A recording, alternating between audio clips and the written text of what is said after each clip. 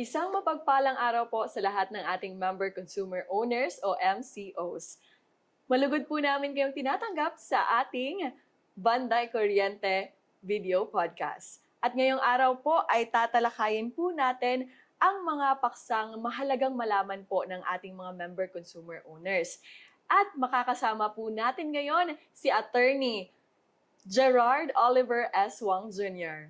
Magandang araw po, Attorney. Hi, good morning po, Ma'am Blessy, and pleasant morning also to all member consumer owners of Socoteco 2. Meron po kaming mga inihandang katanungan, Attorney. Yes, okay. Sa unang katanungan po, para mas malinaw sa ating mga manonood, Okay. paano po ba talaga inilalarawan ng batas ang isang ailing na electric cooperative? Utang lang Okay. ba ang basihan o may iba pang senyales na dapat bantayan ng ating mga consumer? Well, sa ilalim ng ating batas, more specifically sa NEA Memorandum 2011 number 17, it states that an ailing cooperative is one that fails to oblige or comply with its outstanding obligations due to financial, technical, or even operational disefficiency or effectivity, lack of effectivity. So, yung perception na utang lang talaga yung basihan, that is only just one aspect of a cooperative being ailing. So there are many other aspects, including technical and even operational effectiveness or efficiency. Madalas nating marinig ang mga klasipikasyong red or yellow. Okay. Sa anong punto nagiging seryosong banta sa supply ng kuryente o sa buwan ng bayarin ng consumer ang ganitong status? Well, kung titingnan natin yung guidelines ng NEA or ng National Electrification Administration, yung pinakamalala talaga is yung red classification. Bakit? Kasi diyan yan makikita yung high systems loss, malaking difference yung current ratio, and there will be a bigger possibility that most of the systems loss will be tacked on the consumer. So that is where the status of the cooperative will be very put in the balance na parang ano na talaga siya, may sakit talaga siya, masakitin na. So yan talaga kapag red. Kapag yellow, medyo maayos pa with NEA intervention, restructuring, and of course, government financial assistance, technical or operational assistance. Yes. Kapag ginagamit po ba ng NEA ang kanilang step-in rights, Okay. kadalasan ay natatanggal ang board of directors. Okay. Sa ganitong sitwasyon, sino po ba ang tunay na kumakatawan sa interes ng mga consumer habang isinasagawa ang rehabilitasyon? Well, sa ilalim ng ating batas, the persons supreme in the administration of an electrical cooperative are always the member consumer owners. Kasi kung titingnan natin, kung the NEA will exercise their step-in rights, they're just suspending the authority of the board. They will just step in and help the board in, for example, financial restructuring if there are financial losses, and also help them in institutionalizing reforms in their administration of the cooperative. But at the end of the day, legally speaking, the person supreme or the persons who have the supreme authority over the cooperative are the member consumer owners. Ang deklarasyon po ba ng pagiging ailing ay otomatikong nagtutulak tungo sa privatisasyon o may iba pang opsyon na bukas para sa ating mga employees? Napakaraming option. Actually, privatization is just one. Privatization is just one. That can only happen if you really have to qualify it under the NEA Memorandum and other rules and regulations if the cooperative is incurable or curable. Kapag incurable, sa ilalim nating batas, that is where the joint venture or privatization or investment of private entities should come in. But if the cooperative is still curable, it's still collecting from the member consumer owners, there's still a operating board of directors, and generally it's still generating income even though that there are some income loss, systems loss, then privatization should not only be an option because we can go into account restructuring, government interventions with respect to the administration of the cooperative. So, yung privatization o yung commingling of capital infusement of private entities parang ano lang yan. It's an option. It's just one of the options. And it should be treated as a last resort. Yes. Mayroon po bang matagumpay na halimbawa ng kooperatiba na nag-rehabilitate ng hindi dumadaan sa pribadong intervention? Well, if we look into the history of Socoteco 2, actually it was going into a more of a conversion into a CDA cooperative, CDA regulated cooperative. But due to the initiative of the owners, the member consumer owners, it retained its status as an electrical cooperative under the NEA due to the initiative of the board, the public participation of the member consumer owners. So Socoteco 2 itself is also is a testament in itself to how an electrical cooperative can still succeed even without privatization or private sector involvement. So yes, it's a testament in itself, Ms. Blessy.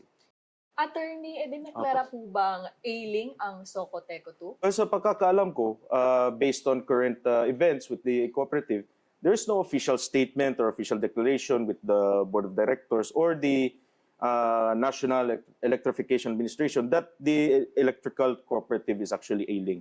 So, isang malaking factor kasi dyan because the NEA can only exercise its step-in rights kapag may deklarasyon o na-identify na ailing ang isang electrical cooperative. And also, it is also the obligation of the cooperative through the board to inform its members because isa yan ng sa mga inherent rights ng ating mga member consumer owners to be informed of not only the financial status but the current status in general of the electrical cooperative. Kailan po ba dapat ipaalam sa mga member consumer owners ang ailing status ng isang kooperatiba at bigyan sila ng pagkakataong pumili ng opsyon? Okay. Actually, these pressing matters such as the declaration of an ailing cooperative should be, the information of such should be spread throughout the member consumer owners as soon as possible. As soon as the cooperative determines that it might be in ailing status, the member consumer owner should be apprised of this information. Not in the next year, not in the next 2 years, but as soon as possible now. Because that is part of the right to be informed.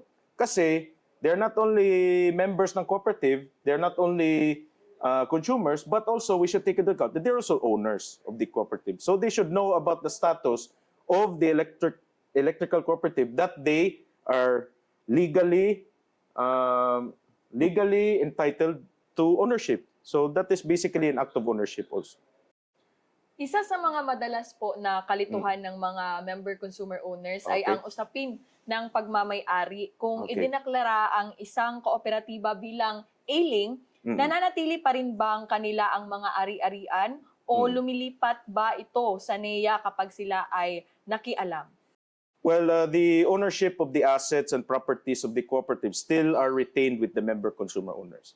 The NEA cannot assume ownership because that would be overstepping in their authority under NEA rules and regulations because they're just trying to exercise step-in rights to what? To reform, to restructure, to aid in the administration of the electrical cooperative. But that is not saying that all of the assets and properties of the electrical cooperative will automatically be under government ownership, government control through the National Electrification Administration.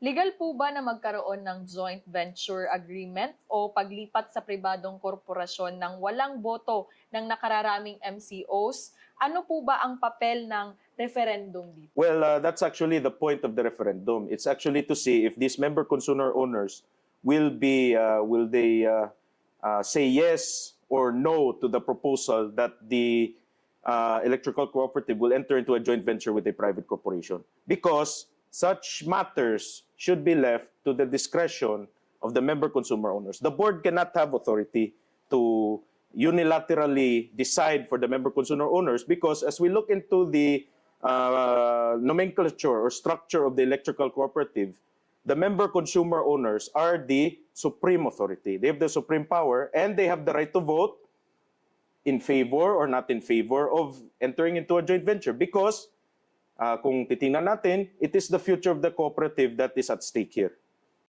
Yes. Kung sakaling pribadong kumpanya po ang mamahala, ano po Opo. ba ang mga legal na pananggalang ang nakalatag para matiyak na hindi mawawala ang social mission ng elektrifikasyon lalo na sa mga rural or marginalized na komunidad? Okay.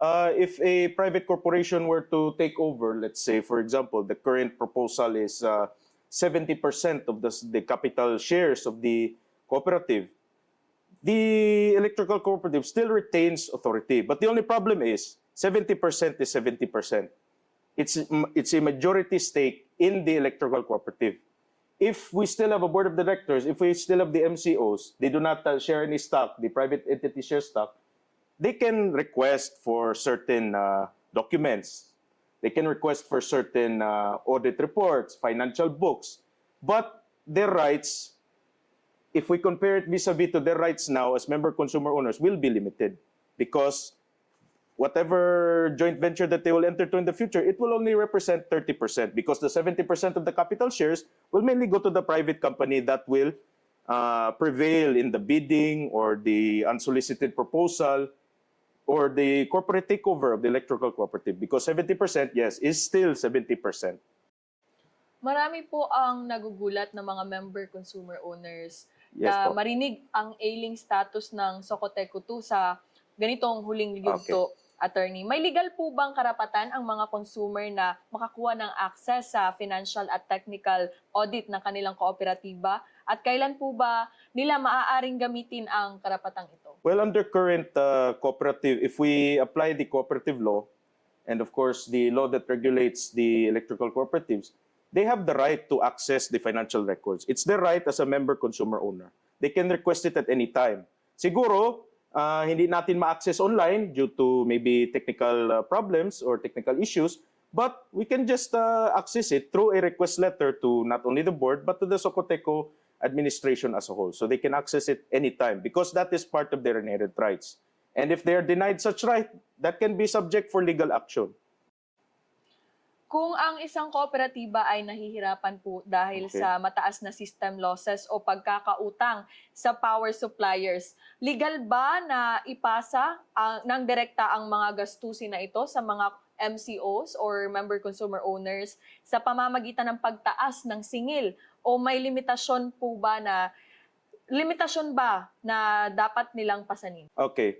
Under the Energy Regulatory Commission rules, there is a cap or limit as to where the member consumer owner should pay their share of the system's loss. This is not an unlimited exactment by the electrical cooperative, because the ERC, as a regulatory body, exacts or imposes limits or a cap on how much the consumer can pay. And this is reviewed every 3 years under the ERC rules.